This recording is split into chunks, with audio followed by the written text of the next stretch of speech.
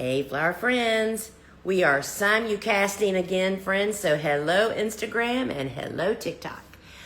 So today, this is Ask a Flower Farmer, and this means this is a time where you can ask, put in the comments if you're over here in TikTok, but over here on Instagram, down in that bubble with the question mark at the bottom, ask me anything you'd like about anything to do with growing cut flowers.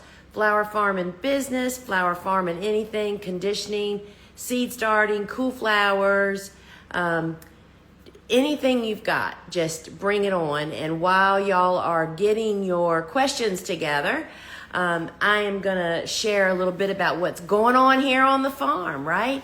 So today we officially starting our cool season hardy annuals. And just in case if there's anybody that doesn't know what Cool Flowers is the title of a book that I wrote about 13 years ago. And it has become the cool flower concept has kind of been named for it. The book is about the method, how to figure out when you plant cool season hardy annuals, which all is some of the greatest spring bloomers. I mean, we're talking about sweet peas, snapdragons, poppies, bells of Ireland, just so many beautiful flowers that most of us typically, just like I did, struggled to grow because we didn't know it, but we were planting it at the completely wrong time. And so the Cool Flower book really walks you through figuring out for wherever you are, whatever your winter is like, and whenever your first and last frost dates are, helping you to walk through and figure out when you're supposed to plant it. And so now, worldwide, it's known as the Cool Flower concept, which is still unbelievable to me. And I didn't think of this idea, y'all. I just rekindled what our grandmas and great-grandmas have been doing for decades that just kind of fell off of our radar. And I have to admit, the planting time for this family of plants is really awkward. That's what led to us kind of like just forgetting about them. So the Cool Flower concept season is here. And so the bottom line is for fall is that for any cool season hardy annual that is winter hardy in your winter hardiness zone, all that information is readily available. Of course, it's in the book, it's in the course. It's on the sales page of every seed we sell, tells you what winter hardiness zone it's hardy to. So any cool flower that is hardy in your winter hardiness zone, that means you can fall plant it. And why would you want to fall plant it, right?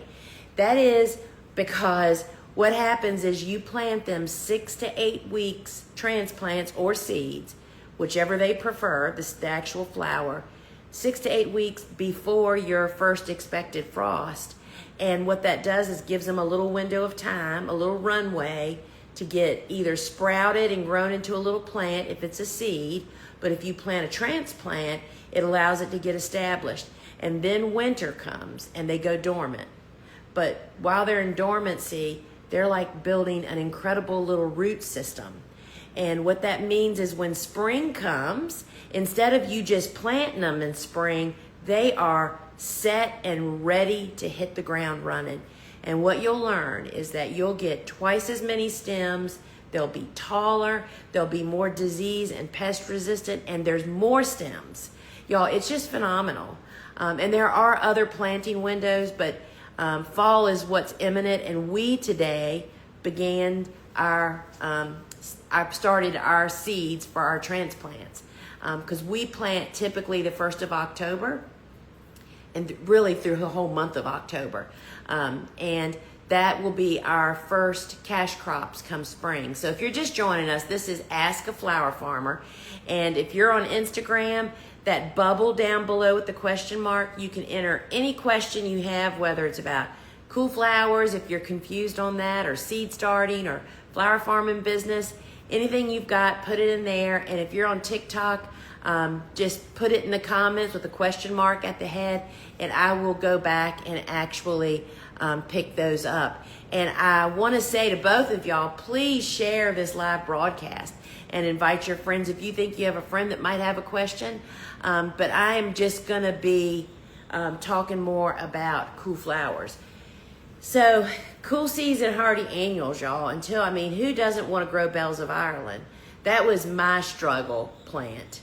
And I never even tried to grow it because everybody said, because I'm in the South, I'm in southeastern Virginia, that it is just too hot and humid.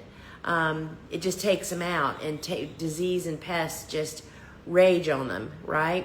But when my first jump into flower farming, 1998, was that 27 years ago, was with this family of flowers. The book that I happened to have read, The Flower Farmer by Lynn Basinski, mentioned that Snapdragons, and there was some yarrow and Sweet William, that they could potentially be planted in the fall. Well, I just ran with it, y'all, because I didn't know what else to do. And friends, it is so scary to plant little plants outside in the fall, but the steps that you need to remember, and all of these resources are readily available in so many places.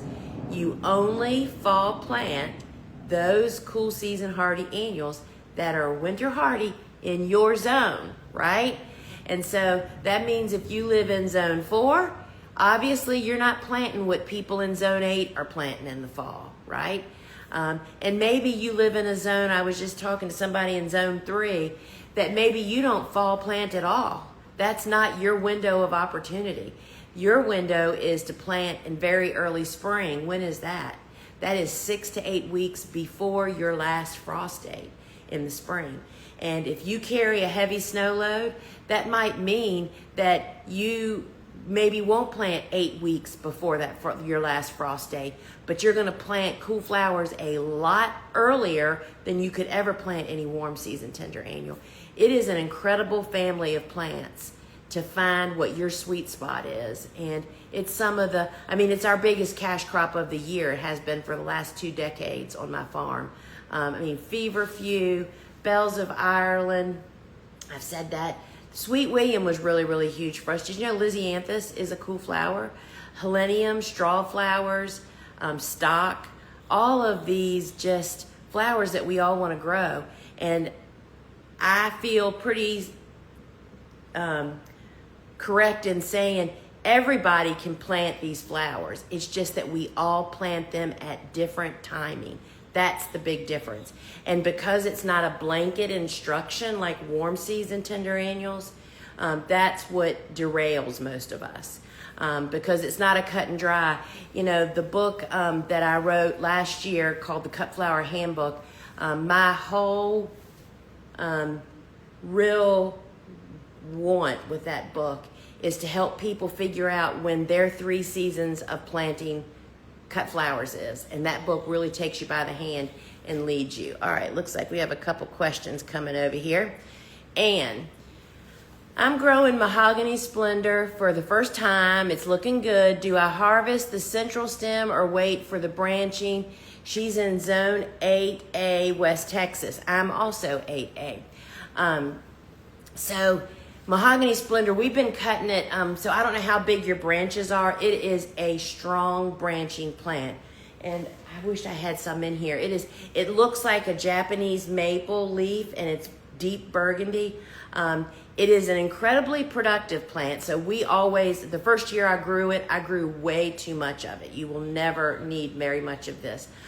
Just because it is so dark, that means you're not going to use a lot of it in making, like 1 stick in a bouquet is about all that you need. If you're selling to florists, they'll use it, but they're not going to buy as much of that as they will of sunflowers. It's not that useful. So it does have a central stem and then lots of side branching. And you can actually pinch it if you want to. But its side branches, I'm telling you, its side branches are as tall as I am. And we definitely cut the central stem and cut it deep, and that, if it's not already induced with a lot of branching, that will help push it. And this So October and November, and if you're down in Texas, I would guess you might even be able to have it up until at the end of November. But yes, it is definitely a strong. I would go ahead and cut the central stem.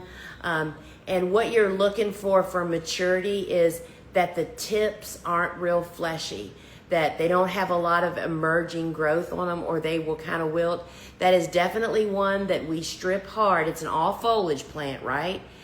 So we'll leave about this much of the tip of the stem with foliage on it, and everything else is stripped off. And we definitely use hydrator in the harvest bucket. We put quick dip 2 tablespoons into a gallon of water and drop the stem out in the field directly into that, just to help it get as much water as fast as possible, because any foliage stem is very predisposed to actually wilting, because it has, think of all the surface on all those leaves has to be kept hydrated. So you want the water to get up those stems really, really quickly. So yes, it's a brancher, and I would definitely use hydrator and cut it early in the morning, and don't leave it sitting out in a harvest cart. Bring it, after the mahogany is cut, just like basil, as soon as that bucket is full, that bucket is brought inside to get out of the hot sun, which all of that just takes it down a little bit, right? So I hope that helps. All right, I didn't hit that right. Wait a minute, y'all. Too many buttons to push. All right. Kate, I made a batch of seaweed fish to fertilize my seedlings, but have some left. How should I store it? Should it be refrigerated? You should not store it. It will definitely, first off, it's kind of alive, and being in water without irrigation, like bubbler, like compost, when we're making compost tea, I would definitely find something to just pour it on. And the next time, container plants or something out in your garden, because you don't want to store it more than just a day. We make it and use it immediately, and it will get pretty ripe smelling. But the next time, if you only need a quart, just break up the measurement into that and just make less. But you do not want to store any of the organic liquid fertilizers. They're just so rich in microbes. Microbes just don't live long in stagnant water, and that's what water sitting in anything is, right? So that's the real reason, but it will get really stinky really fast. Your family will move you out if you try to use, several day old fish fertilizer. So that would be my take on that.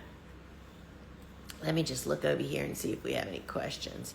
And so I would love for you guys to share this live broadcast with your friends. You can share it with the share button. So what hardy annuals would you recommend for a beginner to plant? So it really depends on if you want to start. I only plant seeds of any flower out in the garden in the fall. So there are several to choose from that you can actually direct sow out in the garden and have great results with. So I'm just going to recommend a couple that, and I don't know where you are. This is Preacher's Wife is who is asked this question. But if you're in zone 6, 7, 8, or 9, this fall, 6 to 8 weeks before your first average expected frost, I would definitely plant larkspur, nigella, and bachelor buttons. Those 3 are super strong germinators.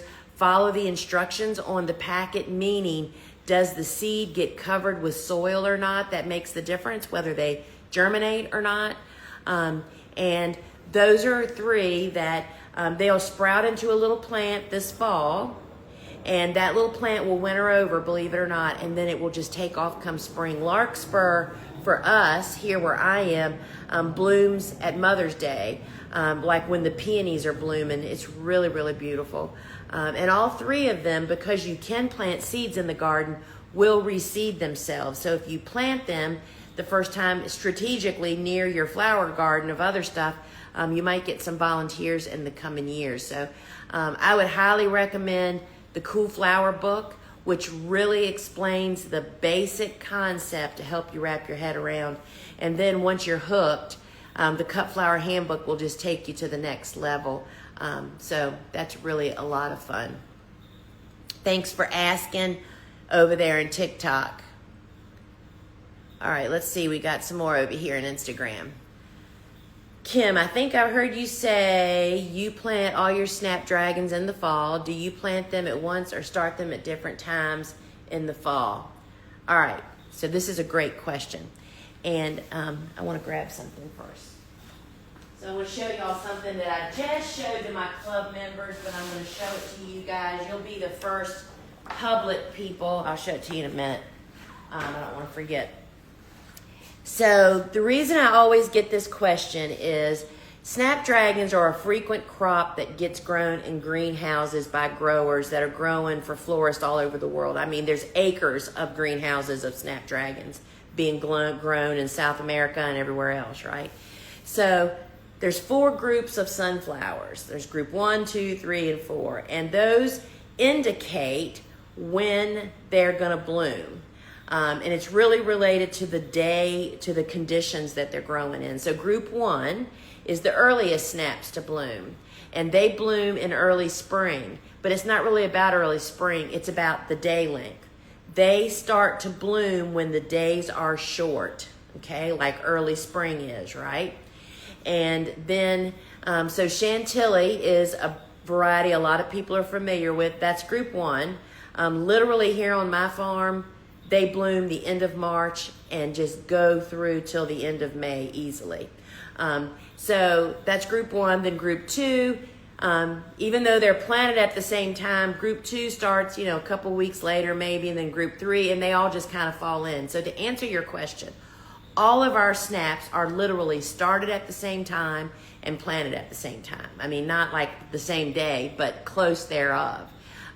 Because they take care, it's the day length and the conditions that really triggers them to actually bloom. But I will say this, Kim, because you're in 8A just like me, what I have learned, let's just say if you could technically, looking at the facts, we could plant snaps in very early spring. Again, very early spring is 6 to 8 weeks before your last spring frost, right? So mine's mid-April, which means that I could plant transplants again mid-February.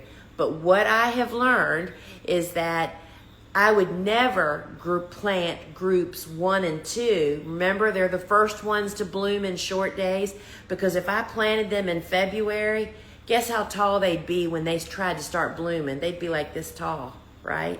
So we fall plant everything because we have found that our plants become so well established through the winter to face our heat and humidity that they in fact bloom earlier than they normally would. They bloom longer than they normally would. They produce more and grow taller and are more disease resistant because they're so well established from sitting all winter doing nothing but building a root system and laying there dormant and not having to do anything else. So I hope that answers your questions. But we literally, Bobo came to me and said, I am going to wait till Monday to start the snaps, so I'll start them all on the same day. And I said, that'll be perfect, so then I can describe that to people. You don't have to do it that precisely, but yes, we plant all snap groups in fall, and they figure out when to bloom by themselves without us, right? Germinating temperatures on seed packet, and it reads 65 to 68 temperature. Does that mean the soil temperature?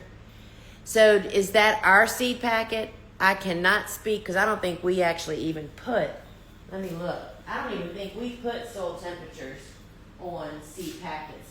For this very reason, it is very confusing, y'all. So here's one. I'm reading. No, we don't. So I was going to say, I know that we put in the Cut Flower Handbook, because each flower, there's 66 flowers in there, and the feature pages does include that information. And it tells you the difference, soil temperature and air temperature. So we don't tell you that. So I have no idea whoever's packet that is, it should say soil temperature or air temperature. I'm sorry to say I do not know. I would almost guess that would be soil temperature, but I am guessing. I cannot answer that for you. I'm sorry. All right, Jenny's in zone 10. That means she is deep south. When I start my cool flower seeds in another month or so, my grow room and garage where I keep my seedlings will still be hot. Do you think I should still use the seedling heat mat for my seedlings, or maybe just let the warm room work like a heat mat? Well, the warm room will not work like a heat mat. It's just not, it doesn't warm that soil. I mean, that room has to be really hot. And when you get that really hot air temperature, then those seeds of cool season hardy annuals is not going to want to sprout. My recommendation to you, which is what most of us do, is we bring those boogers into an air-conditioned space for cool season. I mean, you're looking for an air temperature of 65 to 70 degrees with warm soil on a seedling heat mat. Cool season seeds are not gonna know to wake up and sprout in an all hot environment. But funny enough, even if when it is hot, like even when it's hot in our grow room, we still use a seedling heat mat. It's not consistent warmth. It gets hot during the day, but at night it cools down. Not cold, but not warm enough to keep the soil evenly moist. So I hope that helps. But that's what I would do. That's one of the reasons a lot of growers in early winter will start their starts in their house somewhere instead of firing up their big greenhouses because it's really expensive for the heat. And we say the same thing to people. It's like for cool season hardy annuals in summer starting for fall planting, you need to get them into an air conditioned space. I mean, it's just, you know, it's really hard to get them to sprout. So thank you for that question. Do you use cookie cooling racks for Lizzie's So Gypsy? I have not started Lizzie's from seed probably in about 10, 15 years. I used to start them. Lisianthus require a very specific soil and air temperature. 70 degree air temp, soil a little less than that, but consistent. And Lisianthus takes 12 to 16 weeks to grow a plant that big. I'm not kidding you. Do you know how many ways you can kill a plant in 12 to 16 weeks? A lot of different ways. And that is pure. I can getting them to sprout is not the problem. I mean, I always had 100% close to 100% germination. It's growing them up for 12 weeks and meeting the needs that they require, because here's the problem with Lisianthus. If Lisianthus gets temperatures above 70 degrees during their whole growing period, then they kind of get stressed. And their stress response is that those plants will do what's called rosetting. And you can't tell which one of these plants these are. They look normal to you. You're growing them. You know, they're all sitting there growing slow. You're going to plant them out when they're, you know, this big. And they'll grow into this little robust looking plant with a lot of vegetation, and they will never grow stems to bloom. It is the most frustrating process I've ever been through. And that is purely because of the stressful growing conditions as it was growing up. And because of all of those things, most people purchase plugs. And that's why, because plug growers that are growing Lizzies have such controlled environment, and they just send you amazing plants. For anybody that needs to buy plugs, farmerbaileyplugs.com, farmerbaileyplugs.com is the place that most small growers buy them from. But if you're going to try to start them, they're cool season. So yes, you would use the cookie cooling rack on the seedling heat mat, and then you just need to really keep those conditions cool but warm. Meaning like 68 to 70 degrees is what you're looking for, and nothing over that. And see, our grow room gets hot in the afternoon. It was just way too stressful. And then after going through all that stuff, you still only have, you know, not enough plants because so many of them have been killed through the 12 weeks from overwatering or underwatering. Anyway, so I wish you the very well, but for next year. And so you have to pre-order all Lisianthus, like you do any plugs, 12 to 16 weeks in advance, because they are literally grown for you, right? All right. Wait, I'm just tuning in, so don't start Snapdragons on heat mat, right?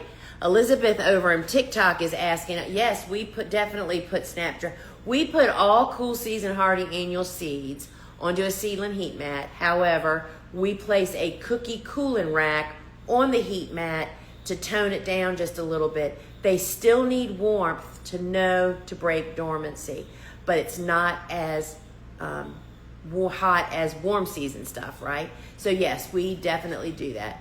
When do you plant gladiolas? Are they a cut flower you can use in a bouquet? We don't grow glads. That's a spring, summer planting, I believe. Gladiolas, for here in the South, where I am, are magnets for the #1 pest that flower growers never want to have, and that's thrips. Yes, it is a big cut flower. However, that is also one of the easiest shipped in, cheapest flowers that florists can purchase. And people buying flowers like at a farmer's market look at it and think of funeral flowers, because that's where you see most glads. Glads can be pretty, but that's just not one that we grew. We can't grow, but it's just as well that we don't want to. All right, so over here, rudbeckia Goldilocks, one of my favorite rudbeckia seedlings, are just hanging out with not much growth. Will they eventually grow? So you don't say, are they seedlings? So I don't know if that means you've started them. And rudbeckias aren't as slow as Lisianthus, but they are close, runner-ups. They're super slow. That's why we started our rudbeckias today, all 9 of the families, because they're the first one we start for fall planting, because they are such slow growers. We try to get them outdoors in the hardening off area as soon as we can. Oftentimes with rudbeckia, it's really easy, because they are slow growers, to overwater them. So the environment really needs to be of the nature that it's warm enough that the blocks are dry when you go to water in the morning. If they're still moist, that means your roots are getting no oxygen, and that means they're just going to sit there and stall. But a lot of times just moving them outdoors to get them to harden off before you plant them outside will help charge them, and just leave them out there for 2 or 3 weeks. And rudbeckias, are like winter hardy to zone 5. So that means people that live in zone 5, 6, 7, 8, and 9 should definitely be fall planting. Rudbeckias are a huge cut flower group. So let's see if there's anything else over here. All right, I think that we got them all, y'all, and it's time for me to sign off here. So thanks for joining me. Remember that tonight at 8 p.m. inside the Shop app, our free Shop app, if you want it, you can go to your phone's app store, search Gardener's Workshop, and download the free Shop app, and we do live gardening shows in there. I'm doing one tonight at 8 o'clock p.m. Eastern time, and I do demonstrations and show how we do the stuff that we do, and just it's a general infomercial is what it is, y'all. But very instructive. And I told y'all I wanted to show you something. I don't know if you've heard about, we are actually producing that big calendar journal that I've written about in all my books. It's in my courses. I talk about how it was the brains of my farm for all these years. Well, we are actually producing our own big calendar journal this year. It'll be available in, hopefully, fingers crossed, in November. They'll pre-sale probably start in October. And we're still pounding out the design. But I just wanted y'all to see, this is the sample of the materials. This is how big it is, y'all. And this will have a page for every month, just like you see in my books. But the front page is going to be a step-by-step for you to find, based on your frost dates and your winter hardiness zone, when you're planting. It'll have, I think it's 8 planting windows. It'll have 8 planting windows, and then you plug in your numbers and figure out when your planting windows are. And then you start building the calendar, filling it out, custom to your garden and your environment. And I just want to encourage you, if you're interested, it's going to be $39.95 plus shipping. And to get on the wait list, you can get on the wait list. And Instagram, you can actually comment calendar, and it'll DM you the link. In TikTok, you can just go to my website, thegardenersworkshop.com, and go to the store and search calendar, and it'll come up. Get on the wait list, because we have a really special opportunity and offer that or a bonus that comes with the first printing. We're going to do that when the first printing is sold out. That's how we know we're going to end that bonus, and I just can't wait. Y'all, I think this is, we're so excited about this, because I'm telling you, the only way that we knew what to do on my farm, like at this August, the month we all want to quit, we knew what seeds needed to be started, and other jobs on the farm that I would list on there, because we look at that calendar every morning. And it just changed, and it kept us on point. And I can't wait for y'all to see our design. My sister's designing it, and Jesse and I are populating the instructions, and then you will build this calendar to your garden. And even better yet, it's called an any year calendar. That means it will have the months, but not the dates. You'll write the dates in on the block. So that means if you buy 2, you have 1 for this year and 1 for next year. You're not limited, and you can start on any month. You can customize it to whatever you want. So it's going to be pretty dadgum awesome. We're so stoked about it. Can't wait for y'all to get your hands on it. All right, my friends, I'm going to head back up to the studio and finish working on what we're speaking of. And friends, until we meet again, I hope to see you tonight at 8 o'clock inside the shop app for the Cool Flower shopping show that's happening tonight. All right, friends. Ciao.